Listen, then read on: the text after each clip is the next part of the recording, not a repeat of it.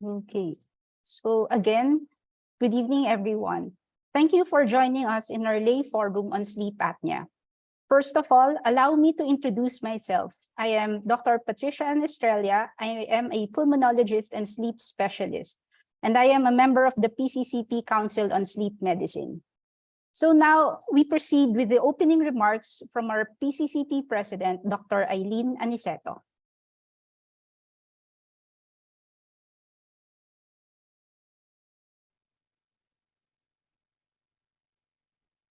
Magandang gabi ho sa lahat. Welcome sa World Sleep Day celebration. Meron ako share sa inyo. Alam nyo ba na meron akong obstructive sleep apnea? Opo. Mga 10 years ago, nagpa-MRI ako dahil walang tigil yung sakit ng ulo ko. Gigising ako, masakit na yung ulo buong araw hanggang sa matulog. Ang sakit-sakit ng ulo ko. Buti na lang, negative naman yung aking MRI.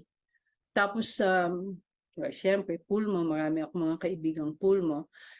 In-interview nila ako. So, apparently, may mga symptoms na ako na baka nagkakaroon na nga ako ng sleep apnea.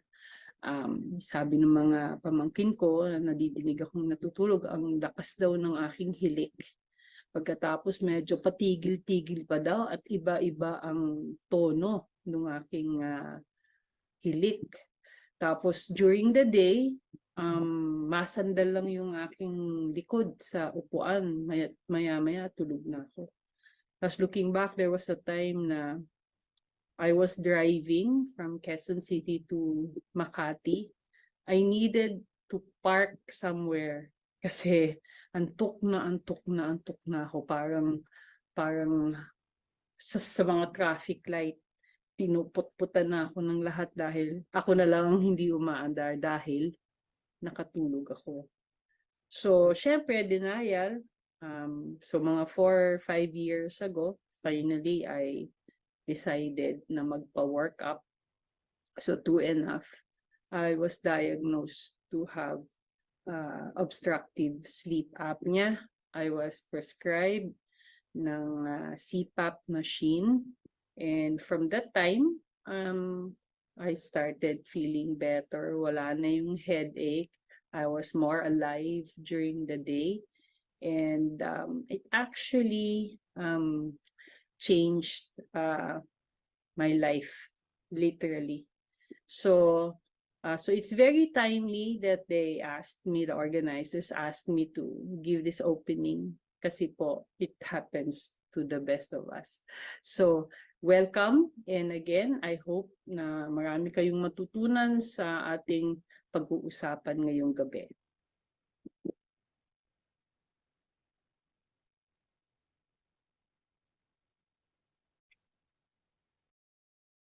Okay. So thank you, Dr. Aniceto, for that wonderful opening remarks. In celebration of World Sleep Day 2023 and National Women's Month, we will be having 3 lectures on obstructive sleep apnea, which will then be delivered by 3 remarkable women from Luzon, Visayas, and Mindanao. The first lecture will tackle on snoring, if we need to worry about it.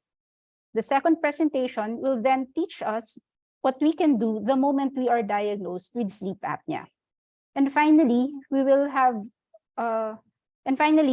eventually get to know how to have a good sleep and its importance to our health.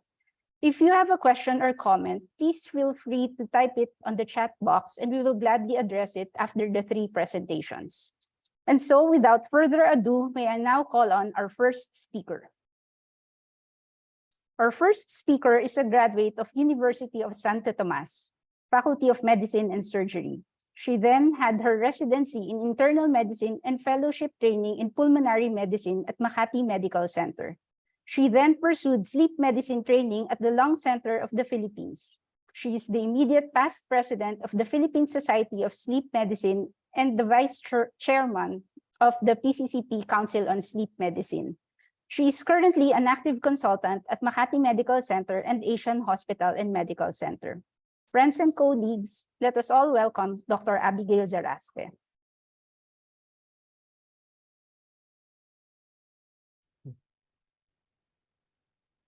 Hello, good evening everyone. I'm Dr. Zaraspe. So thank you for attending tonight's sleep forum regarding snoring and sleep apnea. So usually, pag nagsusnore tayo or naghihilik, natatawa lang tayo, di ba? Yung lakas maghilik ni ganito, ang hirap niyang kasama matulog. Pero dapat ba mabahala tayo pag tayo ay naghihilik? So yun ang aking i-discuss for tonight. So I will define ano ba yung snoring. Gaano ka ba to karaniwan? Pangkaraniwan ba to? Dapat ba tayo mabahala or pwedeng matatawa lang tayo tungkol dito? May kinalaman ba to sa obstructive sleep apnea? Ano ba yung obstructive sleep apnea? Paano nadadiagnose? Paano nagagamot at bakit importanteng gamutin? Yung huling tatlong tanong ay sasagutin ng mga kasama ko after my lecture or topic. So, ano ba yung snoring? So, according to the dictionary, it is to breathe during sleep with the rough noise due to vibration of the soft palate. So, sa likod ng lalamunan natin, yung sa likod ng ngalangala, di ba? Yun yung soft palate. Pag natutulog tayo, lalo na pag nakahiga tayo, minsan kumikipot yon. So, nagnanarrow, mas malakas yung nagiging vibration. So, usually, nag-occur yun paghinga. So, pag-inhale. But sometimes, may hilik din na habang nag-exhale. So, karaniwan ang paghihilik. So, up to 40% of males and up to 20% of females ay naghilik. And at one point in our lives, halos lahat tayo ay nakapaghilik. Lalo na, di ba, pag pagod na pagod or bumabawi ng tulog. Kailan ba tayo dapat mag-alala pag tayo ay naghihilik? So, kung naghihilik tayo at may kasamang sobrang pagkaantok, excessive daytime sleepiness, or witness apneas, or yung sinasabi, uy, naghihilik ka, tapos tumitigil, tapos naghihilik ulit. So, usually, ang paghihilik, snoring, or chronic snoring, ay nagsasabi lang or it's indicative of an upper airway resistance. So, mas makipot lang yung daanan ng hangin natin. Or, mas mabilis mag-collapse yung ating pharynx. Sa upper airway din yon. So, pero kung paghihilik nyo ay malakas at palagi, 'di ba? Kada tulog, hilik agad, lalo na yung sinasabi na nagiginig sa kabilang kwarto or pag sinabi ng katabi nyo na hindi siya makatulog dahil sa paghihilik, isa po yun senyales na dapat nating imbestigahan kung may ibang problema tayo. So, especially obstructive sleep apnea. So, isa pang titingnan ay yung sobrang pagkaantok, excessive daytime sleepiness, or witness apneas. So, majority, madami sa mga naghihilik ay walang sleep apnea. So, okay naman tayo doon. Pero yun nga, kung sobrang lakas at lagi, maaari tayong magpatingin kung meron nga tayong sleep apnea or wala. So, kung snoring lang ang meron, walang ibang sakit, wala namang excessive daytime sleepiness, sobrang pagkaantok, or walang pagtigil sa paghinga, hindi yun lang ang dahilan na magsi-sleep test tayo. So, mas sensitive. Kunyari, may paghihilik at may kasamang pagtigil sa paghinga. So, yung katabi nyo or yung asawa ninyo, katabi nyo, sinasabi, oh, nakikita ko nga siya, parang pag naghihilik, tapos tumitigil huminga, tapos parang masasamid, magigising, tapos maghihilik na ulit. So, lalo na kung paulit-ulit yun, isa yun red flag for obstructive sleep apnea. So, ang excessive daytime sleepiness, ito yung pinaka-importanting symptom. Dahil ito yung nakakaapekto sa araw-araw natin na buhay, di ba? Parang nakakaapekto sa trabaho, nakakaapekto kung tayo ay nagda-drive or kung ang trabaho natin ay kailangan ng concentration. So, may mga questionnaires kami na titingin kung gaano kakaantok. So, sa mga taong masyadong inaantok, sobrang antukin, so that's enough symptom na mag-proceed tayo sa sleep test. Yung sleep test, isang test na titingnan kung meron po tayong problema sa pagtulog, lalo na ang obstructive sleep apnea. So ano ba yon? Obstructive sleep apnea. So isa itong kondisyon kung saan paulit-ulit na nagbabara yung daanan ng hangin natin sa upper airway. So habang natutulog. So sleep apnea. So habang natutulog lang siya. So ang dahilan nito ay ang pagkipot or narrowing of the airway. Dahil sa, yun nga, ang most common would be increase in weight. So naiipon yung mga taba or laman na nababarahan yung ating leeg. So, lalo na sa mga obese na tao.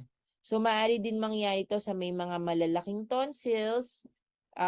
Kasi, yun nga, lumiliit din yung ating daanan ng hangin. So, nagko-collapse or bumabagsak yung likod ng lalamunan. Lalo na kung nakahiga tayo sa ating likod. So, pag nakatulog kasi tayo, nagre-relax yung muscles na dinadaanan ng hangin. So sometimes, minsan kumikipot ito or tuluyan na nagsasara. So pag nagsara, tumigil ng huminga ng at least 10 seconds, apnea na yon. Kung paulit-ulit to, delikado din to sa ating health. So bakit ba ito delikado? So syempre pag nababarahan yung daanan ng hangin natin, bumababa din yung ating oxygen level. So, ang ginagawa ng katawan natin, ginigising tayo. So, hindi man gising na aware tayo sa nakikita natin, pero hindi tayo nakakarating sa tulog na malalim. So, yung ibang pasyente, pag nagising saglit, umuubo, nag-choke, or nag-gasp, yung ganon. So, usually, ginagawa yun ng katawan natin para magbukas ulit yung daanan ng hangin. So, pag paulit-ulit na gumigising sa gabi, tas paghiga, tulog ulit tulog ulit tayo, hindi tayo nakakaroon ng magandang tulog. So, ibig sabihin, fragmented or disturbed yung ating tulog. So, maaring magdulot ito ng sobrang pagkaantok or pagod na pagod ka buong araw. Madami akong pasyente na pagising ko, Dok, pagising ko nga parang gusto ko na ulit matulog kasi pagod na pagod.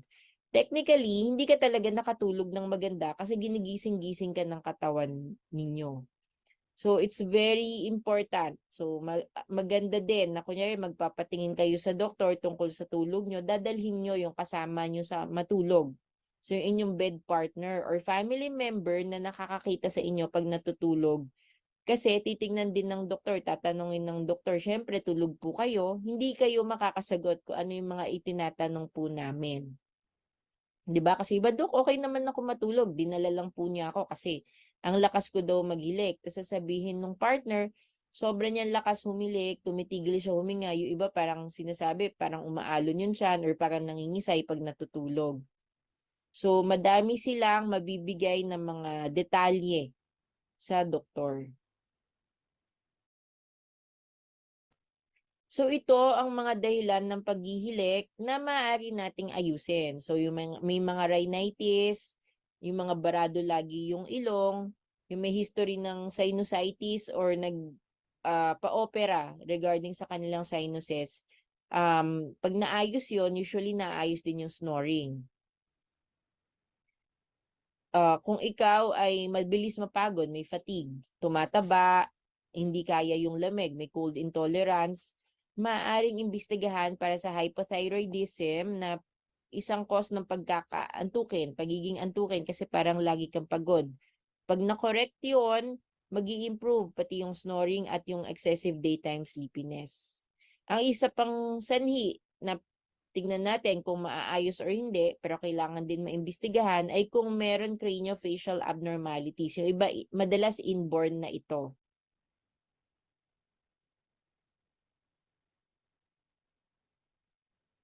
So, in summary, nasa ano na tayo? Last part, snoring is a sound produced by the vibration of the soft tissues of the upper airway during sleep.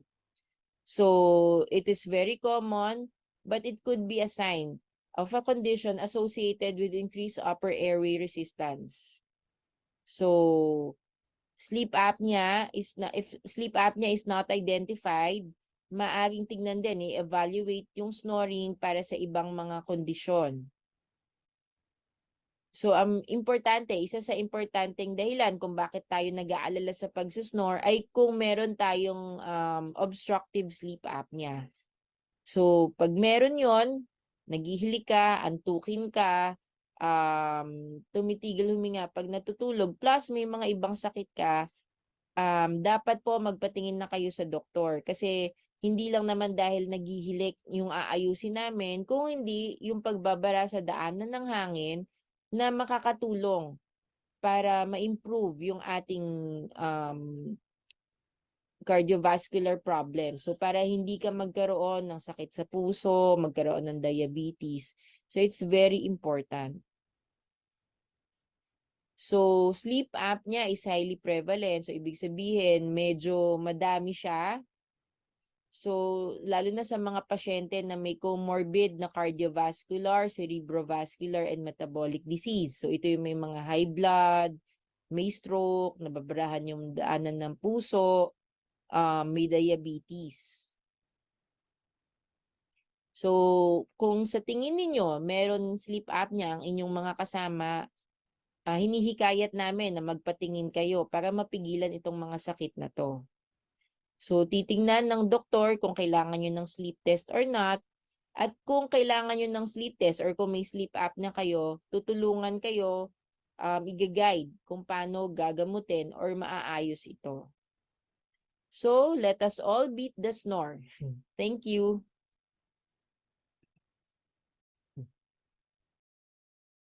Okay. So thank you, Dr. Zaraspe, for that very informative lecture. So now we move on to our next speaker. Our next speaker is a graduate of Matthias H. Snore Memorial College of Medicine in Cebu City. She took up her residency in internal medicine and fellowship training in pulmonary medicine at Chonghua Hospital in Cebu City. She further trained in sleep medicine at St. Luke's Medical Center, Quezon City. She is currently affiliated with Chonghua Hospital, Southwestern University Medical Center, and St. Vincent General Hospital. Ladies and gentlemen, let us please welcome Dr. Raylene Bakilod.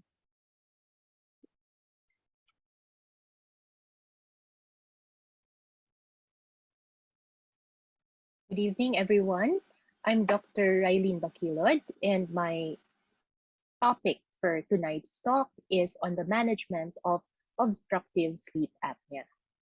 So our first speaker introduced us to the concept of snoring as well as OSA, its signs and symptoms, risk factors, complications, as well as diagnosis of OSA. Now, supposing you have already been diagnosed with obstructive sleep apnea, this leads us now to two very important questions whose answers I would like to tackle tonight. So the first is, do I need to treat my obstructive sleep apnea? And second, if so, what then are my treatment options? So aside from the embarrassment of sounding like a choo-choo train when OSA patients go to sleep, these patients with untreated OSA are also at increased risk of excessive daytime sleepiness, which increases their risks of motor vehicular accidents as well as poor daytime functioning. They may also have concentration and memory problems, mood disorders, as well as be at risk for a host of other cardiac and metabolic disorders. Thus, when OSA is identified, ideally it should be treated. Now, studies have shown that those who are most likely to benefit from OSA treatment are patients who have moderate to severe OSA, regardless of whether they have signs or symptoms and or associated comorbidities. So if your sleep study shows an apnea-hypopnea index or AHI of more than 15 per hour, then you should be offered treatment. Now, what about if you have mild OSA? So doctor, when I looked at my sleep study, it said that I stopped breathing approximately 12 times per hour. So I have mild OSA. Should I get myself a CPAP? So treatment should also be offered to patients, even if they have mild OSA, in the presence of symptoms and or comorbidities that may worsen with untreated OSA. So for example, if you're feeling excessively tired during the day or sleepy despite having adequate number of hours of sleep the previous night, or if you have cardiovascular disorders like uncontrolled hypertension, you have a history of stroke, or you have heart failure, then you should be offered treatment. So this leads us to the second question. What are the treatment options for obstructive sleep apnea. So briefly, let us review again the pathophysiology. So this was adequately discussed by the previous speaker, but on the left panel would show you the airway of a patient with no OSA during sleep. So there should be continuous inflow and outflow of air in and out of the lungs. On the right side, you see the airway of an OSA patient when he or she goes to sleep. So because of increased mechanical loads on the upper airway, there is a predisposition for upper airway to repeatedly collapse during sleep, preventing inflow of air, even when a patient is trying to inhale. So essentially, an OSA patient is sort of strangled multiple times during the night. So being a predominantly mechanical problem, it also follows that the main mode of therapy for patients with obstructive sleep apnea, especially adults, come in the form of sort of something mechanical, which are your positive airway pressure or PAP devices, most commonly the CPAP. So CPAP is an acronym that stands for Continuous Positive Airway Pressure Therapy. So as the name implies, this device would deliver a continuous flow of pressurized air into an individual's airway. And this is delivered through a mask that the CPAP patient wears during sleep. So this pressurized air is supposed to act as an air splint to maintain the upper airway open in all stages of sleep and in all sleep positions. So when the pressure is appropriately selected, that is, if you are delivering the optimal pressure, CPAP therapy should get rid of snoring, apneas, and hypopneas among patients. Meaning to say that if you're wearing your CPAP at the optimal pressure, then you should not be snoring and should have very little number of breathing pauses during sleep. Now, it is important for us to understand that CPAP is a treatment and not a cure for OSA, meaning to say that you will only reap the benefits from using this machine when you use it. So you have to use it with good compliance in order to control your obstructive sleep apnea. So you might now ask, Doc, what does good compliance mean? What if I use my CPAP for 1 to 2 hours at night, but I happen to unconsciously remove it during the night? Would that count as good compliance? So good compliance to CPAP is generally or arbitrarily defined as using your device for at least 4 hours per night and at least 70% of the observed nights. So when your CPAP is good with or is used with good compliance, it has been shown to improve excessive daytime sleepiness, improve BP control, as well as certain measures of heart failure. So in short, there is a dose-response relationship between CPAP adherence and improvements in an individual's health and quality of life. So the most ideal would be if you're an OSA patient, you should wear your CPAP every night and throughout the whole night. Unfortunately, the situation in the real world is far from ideal. So many patients fail to adhere to their CPAP therapy because of issues with unwillingness to initiate treatment. So there are patients who come to us, they already have negative or preconceived negative thoughts about OSA or CPAP therapy. So they're unwilling to even try it. There are also issues in terms of continued adherence to the treatment. So there are patients who start using the CPAP but leave it for one reason or another. So what are the most common causes for poor compliance? So what are most mentioned? Some patients would complain of claustrophobia or pressure intolerance. So there are patients who come to us feeling like they're having a panic attack during the night, or they wake up feeling like they're drowning because of the very strong pressure that is coming from their machine. Patients may also complain of nasal congestion, and this is more commonly seen among those who require very high pressures.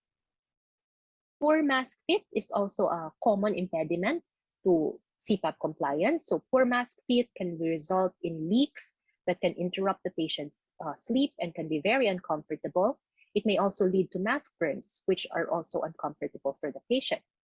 There are some patients who may complain of aerophagia, or they swallow the air that is delivered by the machine. So they wake up feeling like they have very bloated abdomen and they would have very severe belching. And believe it or not, there are some patients who refuse to wear their CPAP simply because they feel that it's not sexy to wear their CPAP. So they feel like they would look less attractive to their bed partner if they wear their mask during sleep. Now, since we know that good compliance is very important to benefit from CPAP therapy, we have to identify ways by which we can improve CPAP adherence. So the most consistently reported way that improves CPAP adherence is actually systematic education. So when patients with OSA are educated about their disease, are educated about the complications when their OSA is untreated, as well as the potential benefits that they will get from using their CPAP, then they typically become more motivated to succeed in their PAP therapy. So this is what the PCCP, Sleep Medicine Council, is trying to do with this lay forum, and hopefully we are succeeding on that account. Now, equally important is for you to choose the best fitting mask for you. So an ill-fitting mask, again, can cause excessive leaks that can interrupt your sleep, that can make you uncomfortable, and can make you inadvertently remove the mask during the night, making your CPAP ineffective. So make sure that when you buy your machine and you buy your mask, it should be well fitted to your facial anatomy. If you happen to buy the wrong mask, don't be afraid to look for other masks that is better fitted to your face. Use of humidifiers may also be beneficial for those groups of OSA patients who complain about dryness of their throat or nasal congestion. Also very important is to treat other causes of nasal congestion. So for example, very common among our pulmo patients. So they might have allergic rhinitis. So this has to be controlled also. And finally, when all of those things do not or still cause CPAP intolerance, you may resort to more advanced modes of PAP delivery, such as using a bilevel PAP. So the bilevel PAP allows your doctor to set a higher inspiratory pressure and a lower, more comfortable expiratory pressure so that you don't feel like you're fighting against the pressure that the device is trying to deliver. There is also such a thing as CPAP desensitization or PAP nap. So generally, this is done for patients who have claustrophobia or who have panic attacks when they use their CPAP. So what this does is that essentially this makes you get used to your machine first during the daytime, and after you've been desensitized to the pressure and to the mask, then that's the time that they use it during your nighttime sleep. PAP naps are similar to CPAP desensitization, only that they are done inside the sleep lab and with the help of sleep technologists. Now, what happens if despite all of those methods, you still are unable to really tolerate your PAP therapy? Does it mean that your OSA will remain untreated? So fortunately, there are other treatment options that can be offered to CPAP intolerant patients. So they're not the first line, but they may be useful in properly selected patients. For example, we can refer you to a sleep ENT who can do upper airway surgery such as uvulopalatopharyngoplasty or tonsillectomy. So these are already very complicated, and UPPP is a mouthful, but essentially what your ENT doctor will do is to operate on you so that your upper airway will become more open, making you less predisposed to have airway collapse during sleep. However, you have to be the appropriate patient for this surgery. So typically, those who will respond to this surgery are those who have just moderate OSA, not very obese, and those who have the appropriate anatomy. So for example, if you have a very large tonsil or really low-lying or elongated palate, then you might be a good candidate for upper airway surgery. Alternatively, your sleep doctor may offer oral appliances. So oral appliances may come in the form of tongue-retaining devices or a mandibular advancement device, such as what you see on your screen. So a mandibular advancement device is a custom-made device made by your sleep dentist, which you wear during sleep. And what it does is that it moves your lower jaw forward when you sleep so that it maintains your upper airway pattern. Again, oral appliances are best offered to those patients who are younger, thinner, have positional OSA, or who have lower baseline apnea-hypopnea index. Now, in 2014, the FDA approved hypoglossal nerve stimulation as a treatment for OSA. So HNS is a device that is implanted onto your chest. One end goes into the muscles in between your ribs that control your respiration. The other end goes somewhere to the vicinity of your hypoglossal nerve. So your hypoglossal nerve is the one that innervates the tongue. So it moves, or it makes the tongue move forward.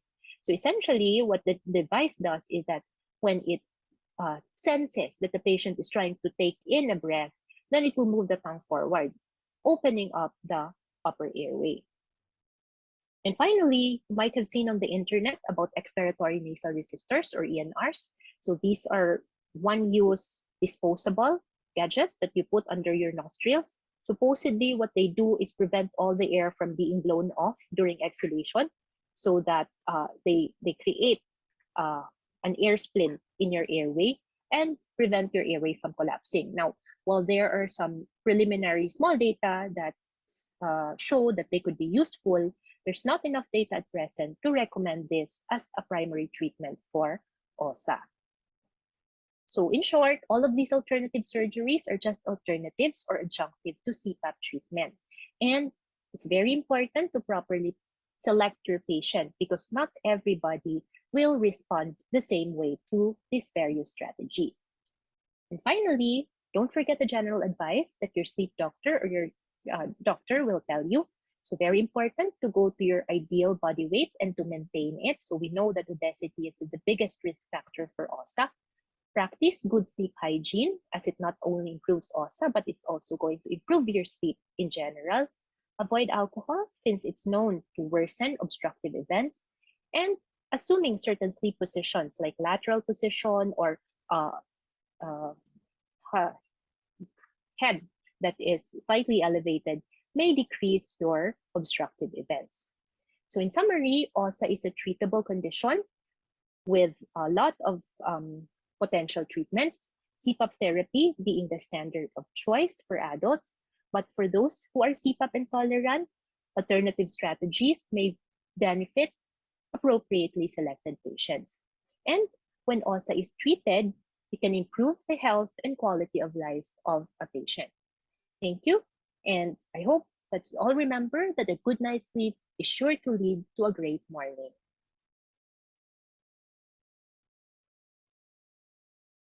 Okay. Thank you, Dr. Bakilod, for that enlightening lecture on the management of sleep apnea. Just a reminder to all our attendees, if you have any question or comment, kindly type it in the chat box and we will gladly answer it during the Q&A portion. So now, moving on to our third speaker. Our third speaker is a graduate of Davao Medical School Foundation Incorporated. She had her residency training in internal medicine at San Pedro Hospital of Davao City. She later on pursued her fellowship training in pulmonary and critical care medicine and sleep medicine at Philippine Heart Center. She is currently the chairperson of the Pulmonary Unit Committee in San Pedro Hospital of Davao City Incorporated. She is also the secretary of the board of directors at FP Urbistondo Medical Hospital. She is an active consultant at Metro Davao Medical and Research Center and the Riverview Medical Center, San Pedro Hospital of Davao City, and Lanang Premier Doctors Hospital Incorporated. She is also a visiting consultant at Davao Doctors Hospital, DMS FH Hospital, and Brokenshire Hospital. Ladies and gentlemen, let's all welcome Dr. Rita Vil Ilorde.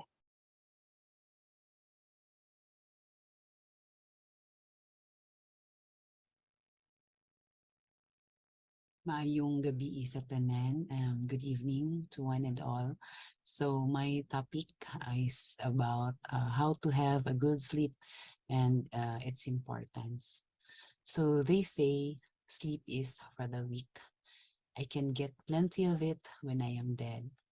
Well, while it's true that we can sleep forever when we are already dead, it is important to prioritize getting enough sleep while we are still alive. Why?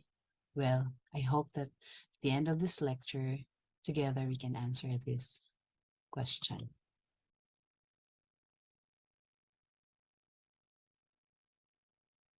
So tonight I will be talking about the importance of sleep, the factors and consequences of poor sleep, and tips on how to improve the quality of sleep.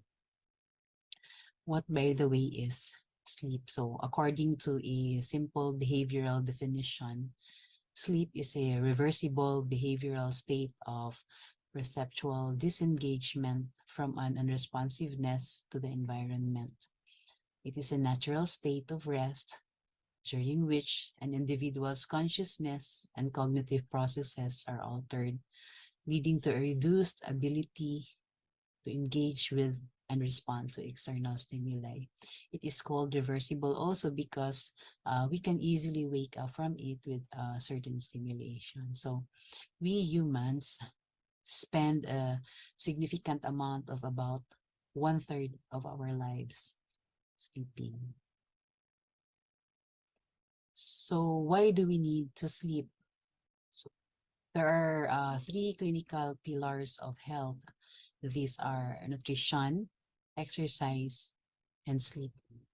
So while nutrition and physical activity are well-known factors that contribute to good health, the importance of sleep is unfortunately often overlooked. These three pillars are the foundation to our physical, mental, and social well-being. Sleep plays a crucial role in several ways. First, it helps support memory and learning. Sleep helps clear waste from the brain and promote brain health. It supports immune health, and it actually helps the immune system to clear bacteria and the viruses and other organisms. And sleep helps to recycle old cells and maintain our bodies and energy levels. So what will happen if we don't get enough sleep? So when an individual consistently lacks sufficient sleep, it can lead to a range of negative health outcomes, including increased risk of obesity, type 2 diabetes, coronary artery disease, and even cardiovascular mortality or death. Poor sleep can lower your immune system or immune response. This can make you more susceptible to illness and make it harder for your body to recover from infections. For insufficient sleep due to certain sleep disorders like obstructive sleep apnea or OSA are associated with decline in mental abilities that can affect memory, thinking, attention, and communication skills, which can range from mild to severe and may interfere with daily activities such as work or social interactions. So risk of seizure and risk of stroke are also associated with poor sleep. So when you don't get enough sleep, your cognitive abilities can be impaired in ways that are similar to alcohol intoxication. This means that your reaction times can be slower, your judgment can be impaired, and your ability to concentrate and focus can be diminished. And finally, lack of sleep can make you drowsy, and drowsiness can impair safe driving even if the driver does not fall asleep. So, what is a healthy or a good quality sleep? So, healthy sleep is more than simple duration. It's not about duration only, but there are actually three essential elements of healthy sleep, such as duration,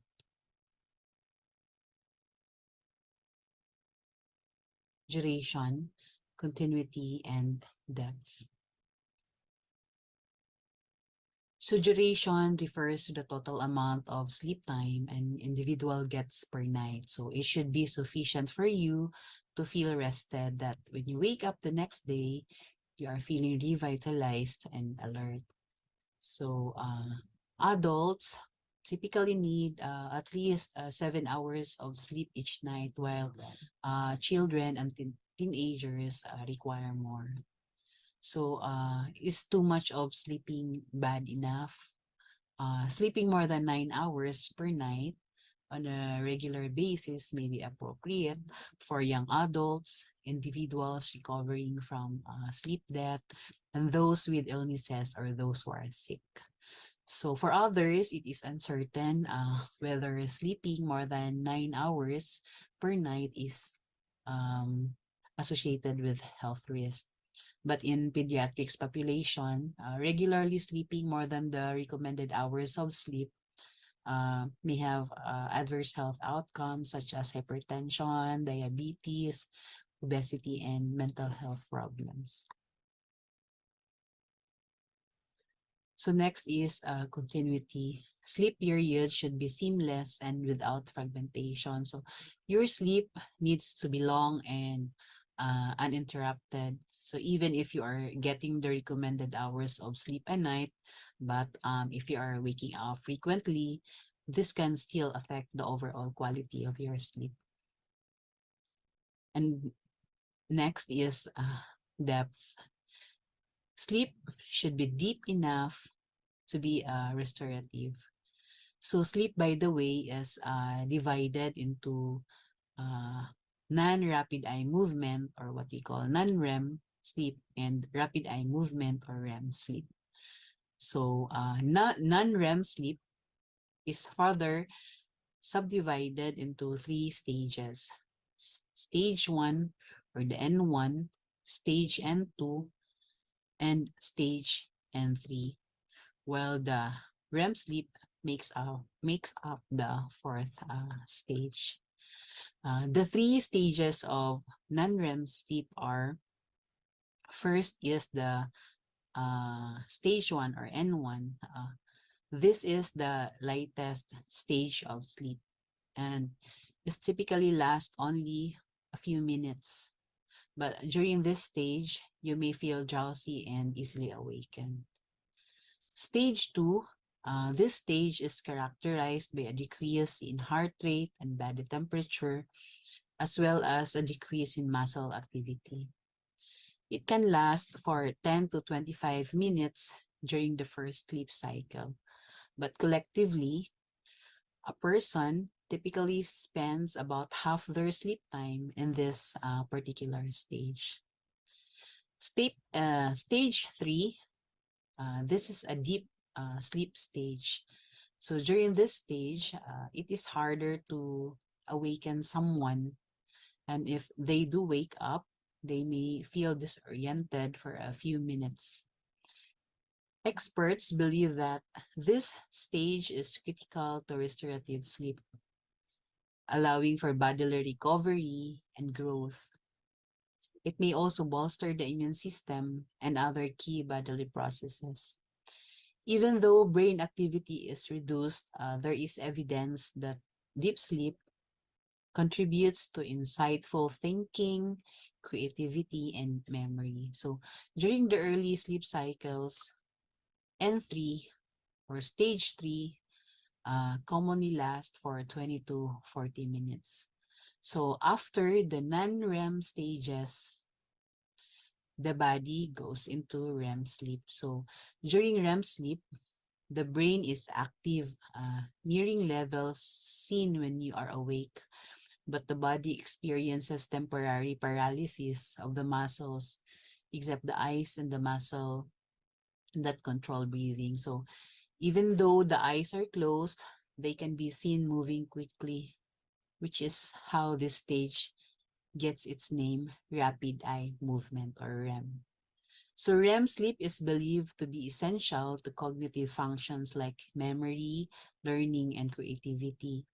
Under normal circumstances, you do not enter a REM sleep stage until you have been asleep for about 90 minutes. So in total, REM stages make up around 25% of sleep in adults. So for the sleep to be healthy or of good quality, we need to reach the deep sleep such as the third and fourth stages of sleep. So how do you know if you had a good night's sleep? So you may ask yourself, how restorative did my sleep feel? Do I feel refreshed from the sleep? Do I feel rested and ready to handle the challenges of life until my next sleep? So if the answer is yes, then most likely you did had a good sleep the night prior. But there are also indicators for good and bad sleep. So good sleep indicators include waking up feeling refreshed in the morning, having lots of energy during the day, being in good mood, feeling clear headed, which means focused, alert, and are able to think clearly and logically. While bad sleep indicators include having trouble getting up in the morning,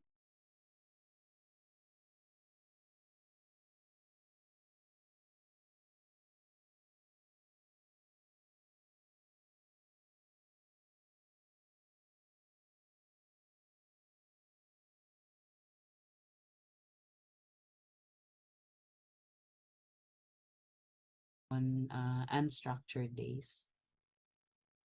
While these measures offer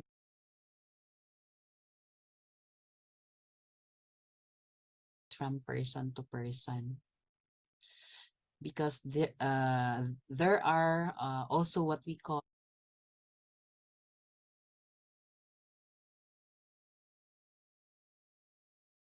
sleepers. Long sleepers need 9 or 10 hours of sleep in order to feel well, while short sleepers,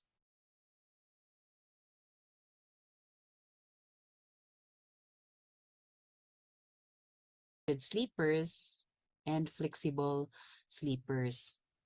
So, rigid sleepers, people wake up at the same time every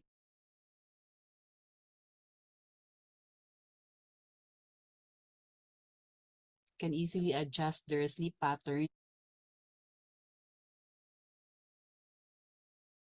changes in their normal social or work schedule. So larks versus uh, are those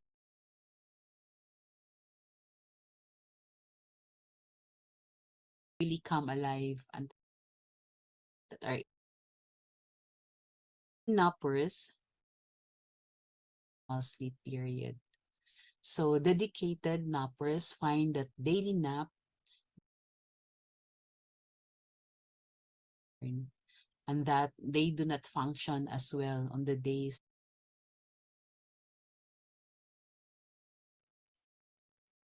So what are the possible causes of disturbed and poor sleep? First, age. So as people can change, older adults often duration and more fragmented sleep. Reasons for this, such as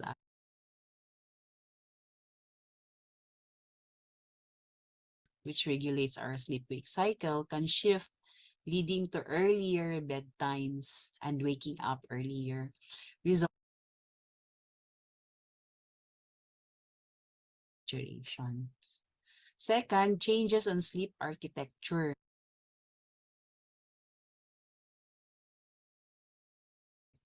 So as we age, we tend to spend less time in deep sleep.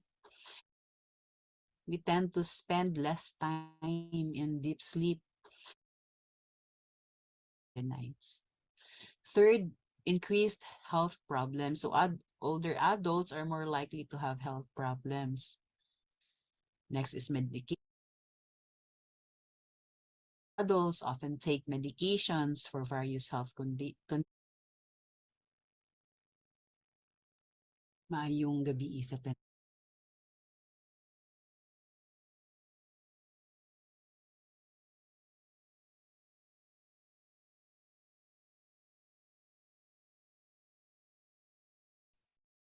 Sorry for that.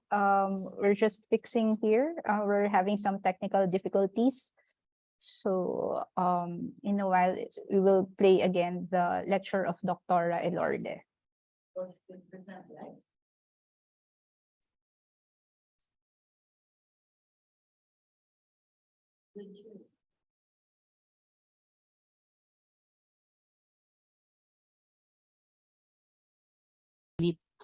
And more time in lighter stages of sleep and REM sleep. So this can result in less restorative sleep and more awakenings during the nights. Third, increased health problems. So older adults are more likely to have health problems. Next is medications. Older adults often take medications for various health conditions that will also affect sleep patterns. And lifestyle changes such as retirement, changes in social rules, and others. Next is poor sleep habits. Having an irregular sleep schedule or consuming too much caffeine or alcohol can interfere with your sleep quality. And obviously, stress and anxiety. Poor mental health, whether from due to stress or depression or anxiety disorder, also contributes to poor sleep quality. Problematically, sleep deprivation and the resulting insomnia worsen these conditions, creating a vicious cycle. Next is a recent sleep patterns or prior sleep patterns. So if a person gets irregular or insufficient sleep over a period of days or more, and chronic health conditions, certain chronic health conditions like chronic lung diseases, asthma, acid reflux, renal diseases, cancer, fibromyalgia, chronic pain, and etc. This can also disturb sleep, and unfortunately, as with stress and anxiety, poor sleep quality can exacerbate the symptoms and discomfort felt with these conditions. And of course, you have to check for sleep disorders such as sleep apnea, restless leg syndrome, and other conditions that can cause multiple awakenings, interrupting a healthy sleep cycle. So how to have a good sleep? So one of the strategies in getting good sleep is sleep hygiene.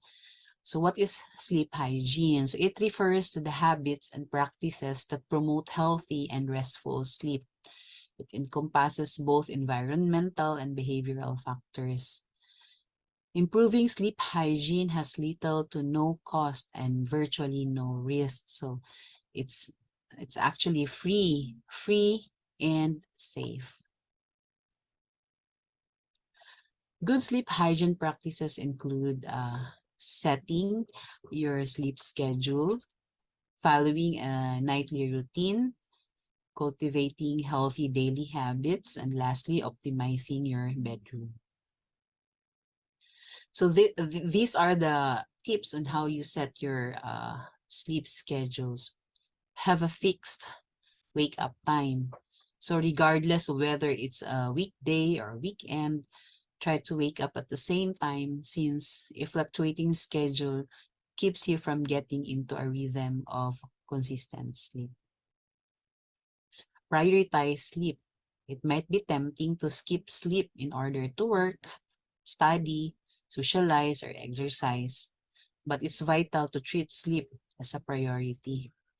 Calculate a target bedtime based on your fixed wake-up time and do your best to be ready for bed around that time each night. So for example, if you usually wake up at 6 in the morning, then schedule your sleep at around 9 or 10 in the evening. Next is you make gradual adjustments. So if you want to change your sleep schedule, it is important to do it gradually to avoid disrupting your body's natural circadian rhythm. So for example, if you want to shift your sleep schedule by 2 hours, you can do it gradually over a period of several days or weeks. Start by shifting your bedtime and wake time by like 15 to 30 minutes each day. until you reach your desired sleep schedule. Next is do not overdo it with naps. Do not overnap. So while naps can be a great way to recharge and improve alertness, it is important not to overdo it. Taking long or frequent naps during the day can disrupt your body's natural sleep-wake cycle and make it harder to fall asleep and stay asleep at night. So additionally, napping too much during the day can lead to feelings of grogginess, fatigue, and disorientation. So to maximize the benefits of napping without interfering with your nighttime sleep, keep naps short. Aim for naps that are 20 to 30 minutes in length. Nap at the right time. It's best to nap in the early afternoon. So when your body's natural energy levels dip. Napping too late in the day can interfere with nighttime sleep. And also be consistent.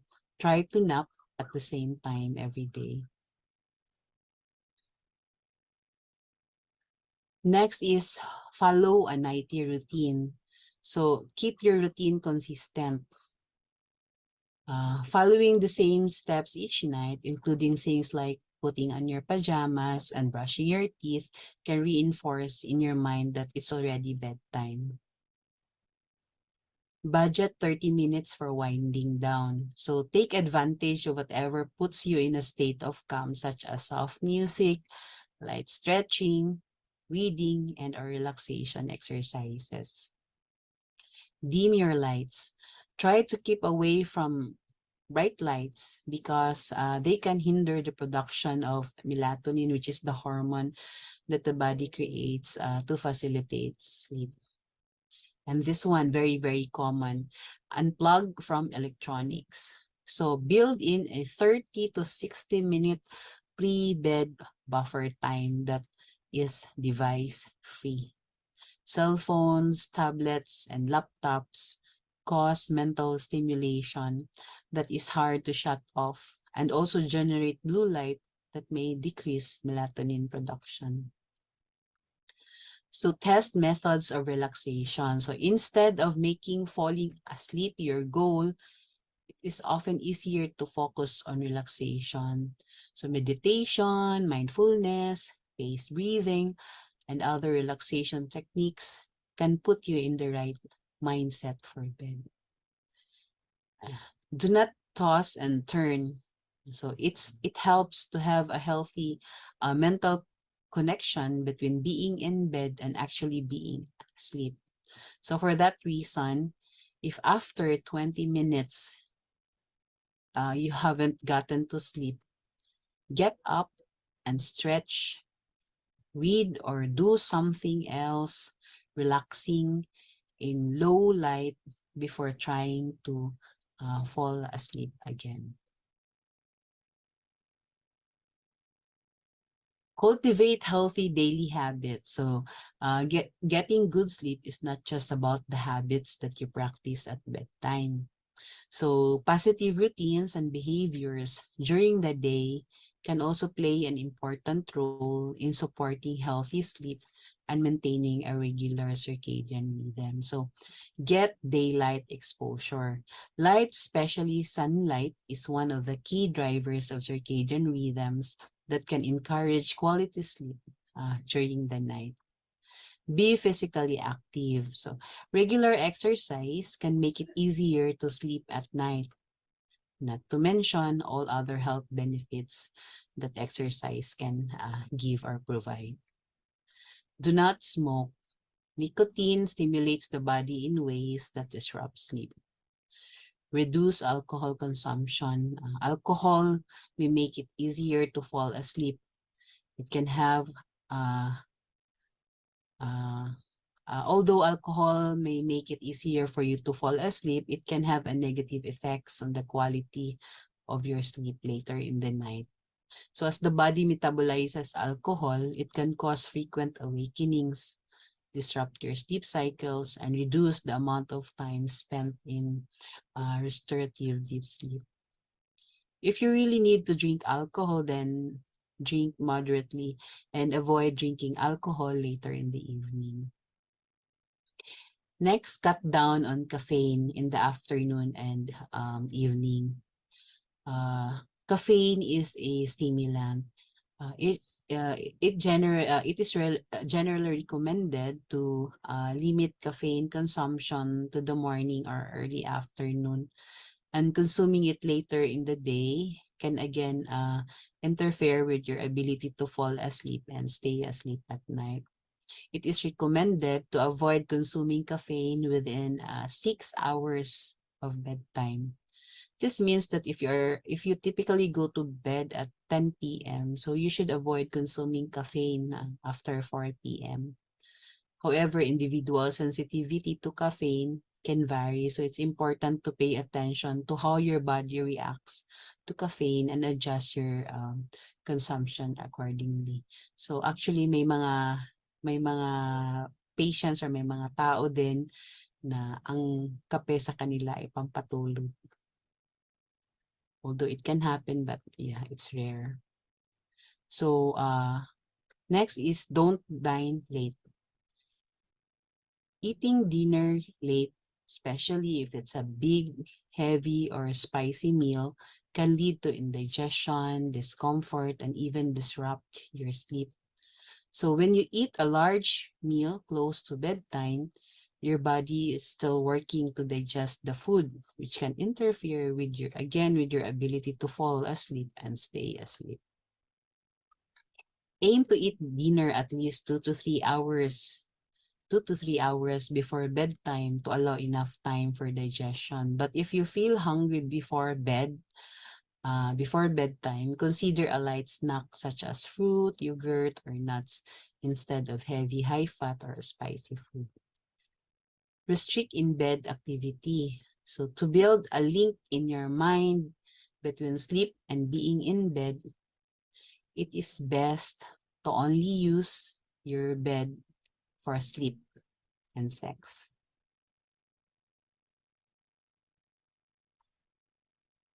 Lastly, optimize your bedroom.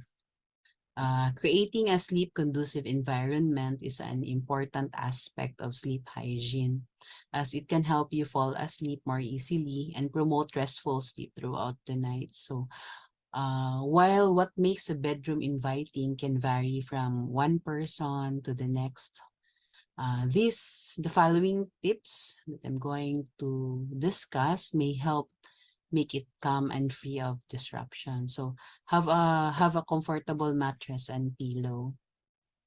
Hindi naman po necessary na pang hotel. Ang importante lang is that your sleeping surface is critical to comfort and pain-free sleep. So choose the best mattress and best pillow for your needs wisely. Use excellent bedding. The sheets and blankets are the first thing you touch when you get into bed. So it's beneficial to make sure they match your needs and preferences. Next, set a cool yet comfortable temperature. Mga around 60 to 67 degree Fahrenheit or 15 to 19 degrees centigrade. Block out light. So use heavy curtains or an eye mask to prevent light from interrupting your sleep. And then drown out noise. Earplugs can stop noise from keeping you awake, and if you don't find them comfortable, you can try a white noise machine or even a fan to drown out bothersome sounds. There was also a mention on trying calming scents like light smells such as lavender may induce a relaxing state of mind and help cultivate a positive space for sleep. Good sleep hygiene does not cure everything. Good sleep hygiene can be a helpful first step in addressing sleep issues and promoting healthy sleep, but it is not a cure-all for all sleep disorders. Some sleep disorders such as obstructive sleep apnea, serious insomnia, etc. require medical treatment beyond just improving sleep habits. So if you tried sleep hygiene technique and you continue to have trouble sleeping, it is important to talk to a healthcare provider to rule out any underlying medical conditions and discuss additional treatment options. So in summary, sleep is essential for health. Sleep is a habit that is fundamental to one's physical, mental, and social well-being, just like eating and exercising.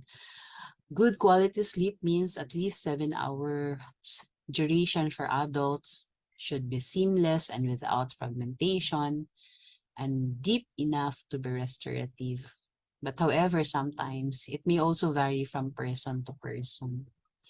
It is important to establish healthy sleep habits to ensure that you get the rest you need. And of course, we have to treat the underlying medical condition and sleep disorder. Now let's go back to the question during the first part of this lecture. Is sleep only for the weak? The answer is no. Decades of research have shown that sleep is not just for the weak, but rather it is an essential part of maintaining good physical and mental health. Sleep is not for the weak, but for everyone. And remember that a good night's sleep is not a luxury. It is a necessity. And maybe it is time for us to think about sleep as the beginning of our tomorrow rather than the end of our today. So from the southern part of the Philippines, have a healthy sleep, everyone. Daghan kaayong salamat sa inyong pagpaminaw. Okay. Thank you, Dr. Elorde, for that interesting lecture on how to have a good sleep and its importance on our health. So we have heard the 3 lectures on sleep apnea and sleep hygiene. We will now proceed with the question and answer portion. And joining us are our 3 speakers, Dr. Zaraspe, Dr. Bakilod, and Dr. Elorde.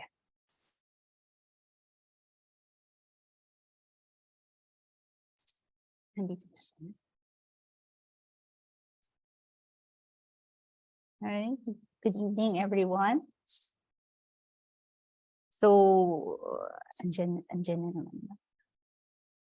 Okay, so probably we can start with the first question. Our first question, more of ano to eh, parang phone-in question. First is, na-mention po kanina ni Dr.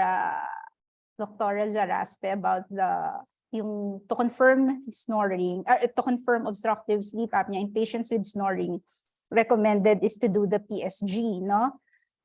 So magkano usually ang sleep study dito sa Pilipinas?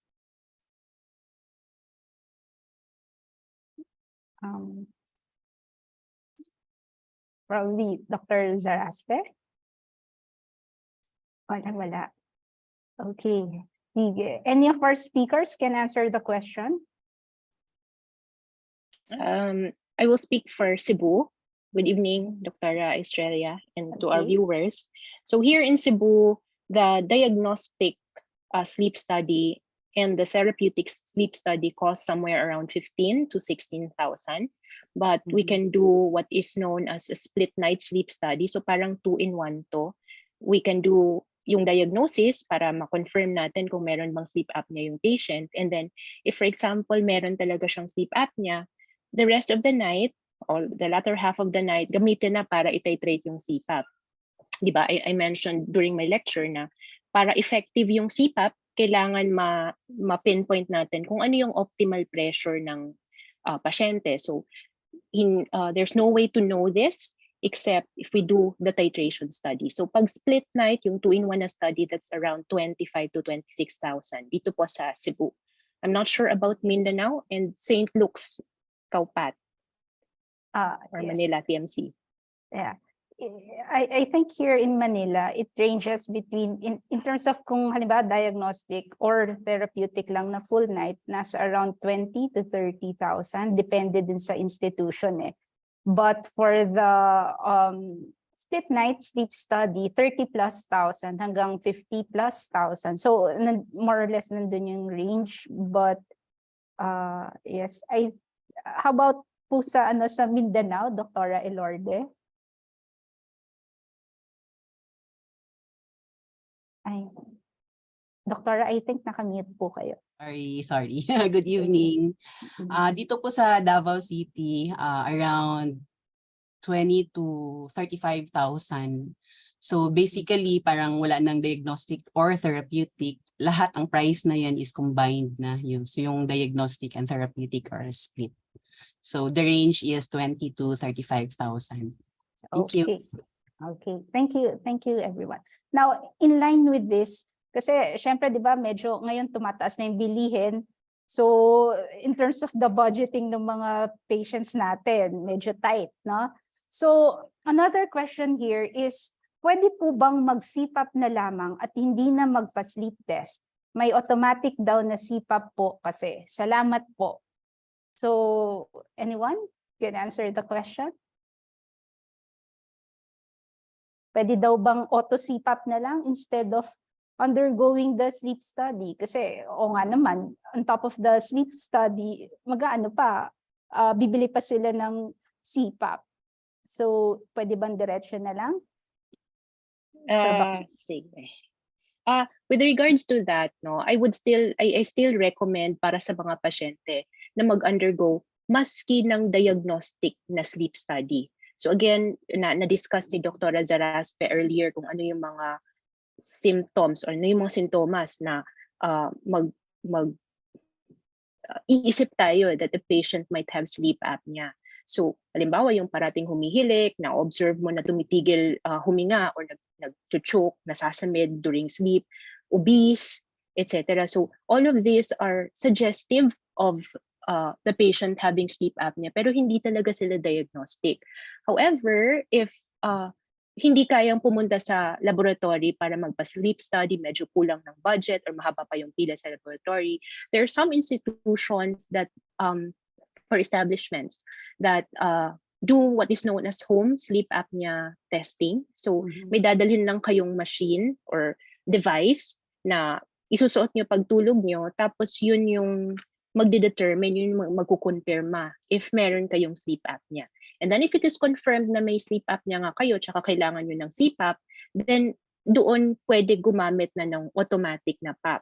So actually, there's been a sort of paradigm shift, no? Yung society, the AASM has recently said na pwede magamit yung automatic na PAP to determine yung optimal pressure ng patient or as therapy for uncomplicated NOSA patients. Very important to point out po, no, hindi din lahat ng tao candidate or good candidate for doing yung home sleep testing.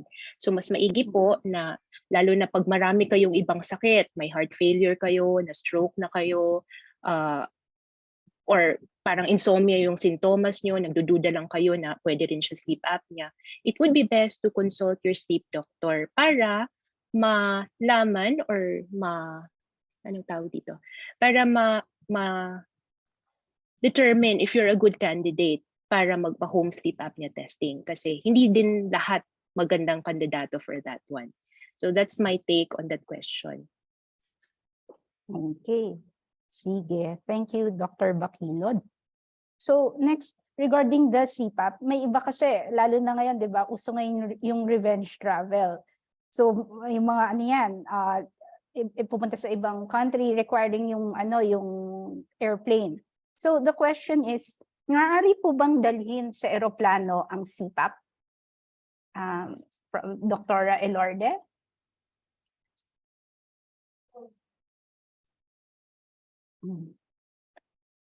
Hi, good evening again. May available po na portable CPAP po na pwedeng dalahin or gamitin sa eroplano. I think kailangan din yata may bilihin din na battery. But yes, meron, may portable. Okay. Thank you. Thank you. Thank you, Dr. Elorde. So, a question from a Zoom attendee. How much is a reasonable cost for a CPAP machine? Magkano ba usually ang range na ng CPAP? I think iba yung price kasi ng fixed CPAP and the auto CPAP. So, more or less, usually, ano yung mga nami-mention ng mga patients? Dr. Bakilod? Ay lang mag-usap. Ah, ano, if you want to go with the top brands, yung mga well-known talaga na brands, so some of them would cost around 70 to 90,000 yung mga CPAP. Pero merong iba na I encountered this year actually in Cebu when I came back to practice. For example, China brands, they are good, and my patients' experience with them are also okay. So far, none of them have reported any problems. They range yung presyo somewhere around mga 40 to 50,000. And then if you're going to buy yung automatic na device or APAP, that would cost another maybe 10 to 20,000 more than the fixed na CPAP. Okay. But, yeah. Dr. Elorde, in Mindanao, is it the same price?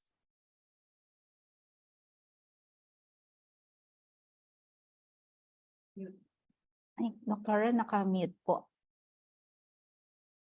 Ayan. Depende din kasi kung yun nga kung APAP or CPAP, pero basically ang CPAP mas cheaper siya. Oo. Ang range is about may mga 30 to may 100,000 din. So yun nga as mentioned by Dr. Raylene, depende sa brand. Yes, yes. And I think depende rin po sa mga features, no? Habang nagkakaroon ng mga additional features, mas nagmamahal yung machine. Okay. A question for Dr. Elorde. Can you comment on the use of melatonin to improve sleep hygiene? Ang recommendation lang talaga ng melatonin is to use it sa mga shift work disorders, yung may mga circadian rhythm disorder like shift work disorder or jet lag. So yun lang po ang recommendation of melatonin to as a treatment for sleep. Okay. Thank you, Dr. Elorde. So usually yung melatonin for mga circadian rhythm disorders. Now, a question from Anonymous. Can we titrate CPAP or BiPAP clinically in areas where sleep study is not easily accessible, and how? Dr. Bakilod.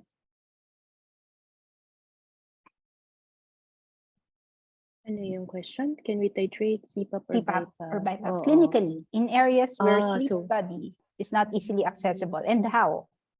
So the way I understand this question is kung pwede bang hindi in lab yung titration ng CPAP or BiPAP. Yeah, that's how I understand the question. Yeah. There are certain as I mentioned earlier, especially for patients na uncomplicated OSA, it's becoming more and more preferred by some patients, especially those na walang access or have limited access to sleep lab na mag automatic na PAP titration. So minsan parang pinapahiram sa kanila yung machine, yung automatic na PAP machine, tapos i-observe kung ano yung pressure na usually binibigay ng machine over the course of several nights.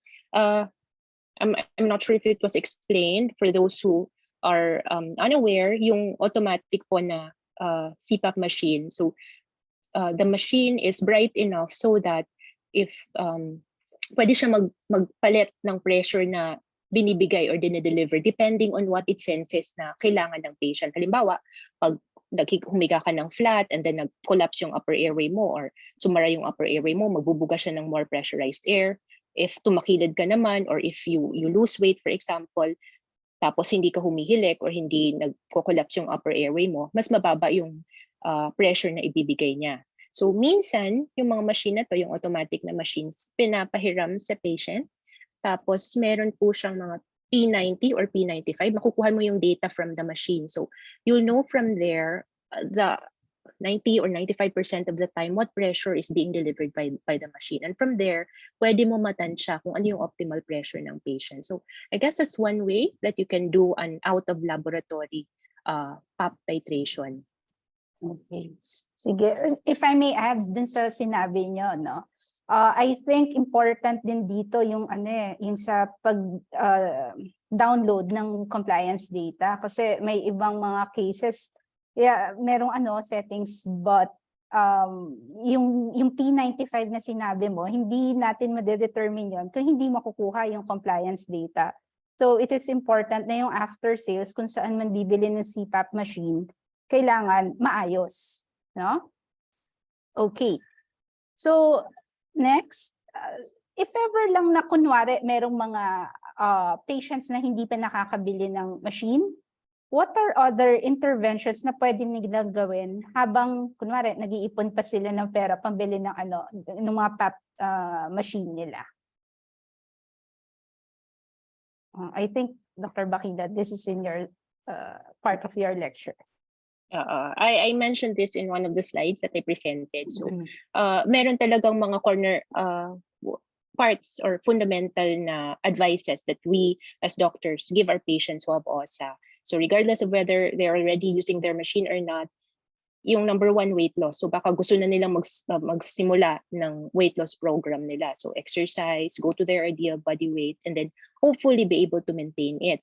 And then yun, yung isa pa rin, positional therapy. So mas malala yung CPAP typically pag flat yung pasyente. So kung humiga ka on your side, minsan di ba napapansin nyo mas humihina yung snoring or mas hindi madalang yung or mas madalang rather yung parang pag nasasamid ka during your sleep. So lying on your side or pag gumamit ka ng maybe dalawang unan, elevate the head of your bed, this is also this somehow helps decrease your obstructive events. Tapos na-mention ni Dr. Zaraspe earlier na minsan pag umiinom ka ng alcohol that can worsen your sleep apnea, so avoid alcohol. Yung nagpupuyat tapos bumabawi ka ng tulog, that sort of works like alcohol. So minsan itong recovery sleep can also worsen your apnea. So in short, practice good sleep hygiene and then lifestyle modification. Okay. Sige. So I think may mga questions pa ba? Yeah, so I think that ends, well, no more additional questions. So this ends our lay forum. Again, we thank our three speakers for sharing with us their wisdom on this common debilitating disorder. We would also like to thank all our attendees for joining us, and I hope that you've learned a lot tonight. For the announcement of the winners of our Facebook sleep video presentation, it will be done at a later date since the judges are having a difficult time determining our winners. And so please stay tuned for that. So again, thank you so much. And together, let's go beat the snore.